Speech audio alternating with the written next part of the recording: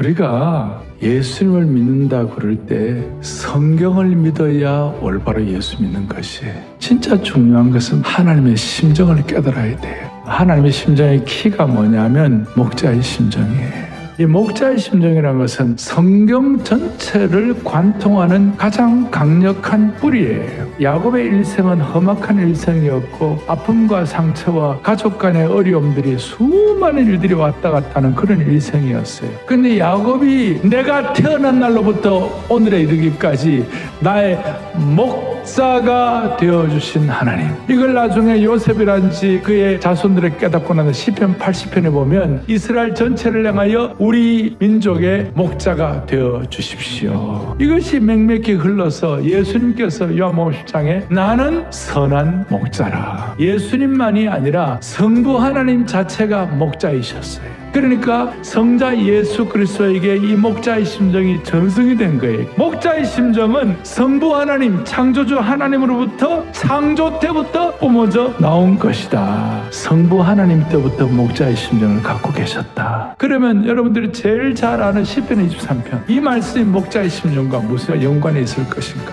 23편은 예수님의 조상인 다윗의 목가적 시편 정도가 아니라 메시아적 시편으로 창조주 하나님의 목자의 심정을 폭발적으로 선포한 것이에요. 1절, 아들 성자 예수 그리스도께서 광야에서 시험을 받으실 때에 성부 아버지께서 천사를 보내셔가지고 예수님은 그 광야에서도 부족함이 없도록 만들어 주신 거예요.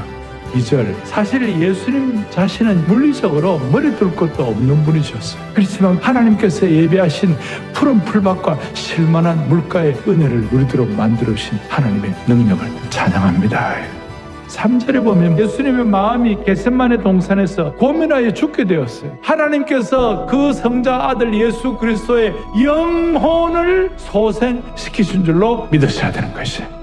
4절에 보면 사망의 엄침한 골짜기로 끌려가신 주님이셨지만 하나님이 그 사망의 엄침한 골짜기 가운데서도 죽은 자 가운데서도 주님을 살려주신 것이에요. 5절에 예수님은 하나님의 아들로서 하나님 아버지의 부요함과 풍성함으로 충만하게 하여 주셔서 늘 충만한 기름 부음 받게 하여 주시고 아버지께서 준비하신 아들의 혼인 잔치상을 위하여 하늘로 올림을 받으신 줄로 믿습니다. 6절에 예수님은 성부 하나님의 집에 영원히 거하시기 위하여 하늘로 들림 받으신 줄로 믿습니다. 성부 하나님의 목자의 심정이 그대로 계승되어 가지고 예수 그리스도를 통하여 주신 그 복음의 은혜가 오늘 우리들에게 미침으로 말미암아 우리에게도 죽어도 죽음을 두려워하지 않는 영원한 거처를 마련하시는 아버지의 심정을 깨닫게 되는 겁니다. 할렐루야. 양은 두렵거나 배가 고프거나 갈증을 느끼거나 불안할 때는 눕지 않아요. 그럴 때 목자가 곁에서 달래주고 긴장을 풀어주면 양들이 비로소 몸을 누이고 잠을 자는 것이에요. 이 목자의 심정을 제대로 깨달으면요, 정말 어렵고 힘들어도요 평안히 눕고 잘 수가 있어요. 근데 가끔 고난과 어려움을 주는 이유는요, 그걸 통해서 진짜 하나님을 더 신뢰하게 되고 그것 때문에 주님도 의뢰하게 될 때 우리는 비로소 평안을 느끼는 것이에요. 성부 하나님의 목자의 심정이 예수 그리스도께 이식이 됐어요. 우리에게도 이것이 이식이 되어야 할 줄로 믿습니다. 목자의 심정이 내면적으로 잘 이식이 되면 내 내면이 기쁘고 매력적인 사람이 되는 것이에요.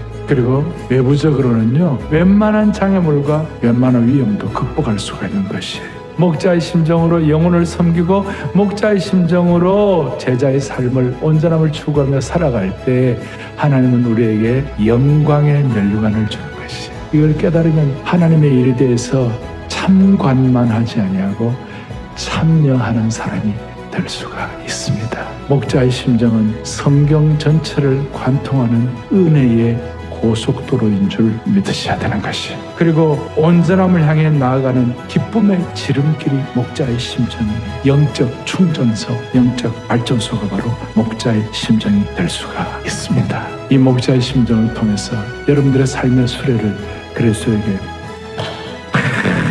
메고 온전함을 향하여 달려가는 영광스러운 주의 콘서트 되기를 축복합니다.